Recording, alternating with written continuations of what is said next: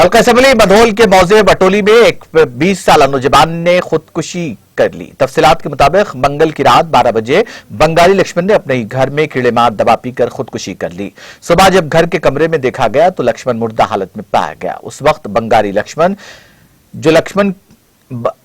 लक्ष्मीबाई जो लक्ष्मण की मां है ने मधोल पुलिस स्टेशन को इतला दी। उस वक्त training sub inspector Sai Kumar मौके वारदात पर पहुंचकर नाश का पंचनामा किया और नाश को पोस्टमार्टम के लिए भैंसा एरिया अस्पताल मुंतकिल कर दिया। इस मौके पर सब इंस्पेक्टर जी अशोक ने मीडिया के माध्यम से बात करते हुए कहा कि बंगाली लक्ष्मण 5 साल से शराब का आदी था और शराब के लिए हमेशा घर में झगड़े किया करता था और मंगल की रात भी झगड़े के बाद वो अपने ही घर में कीड़ेमार दवा पीकर खुदकुशी कर ली। पुलिस ने इस संबंध में एक मुकदमा दर्ज करते हुए तहकीकात का आगाज कर दिया।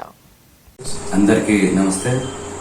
నిన్న మన విట్టోలి గ్రామము ముదోల మండలం విట్టోలి గ్రామం చెందిన ఈ బండారి లక్ష్మణ్ వయసు 20 సంవత్సరాల వ్యక్తి పురుగుల మందు తీసుకొని చనిపోవడం జరిగింది। వివరాల్లోకి వెళ్తే ఈ బండారి లక్ష్మి డిసీజ్ యొక్క తల్లి దరఖాస్తు ఇవ్వడం జరిగింది।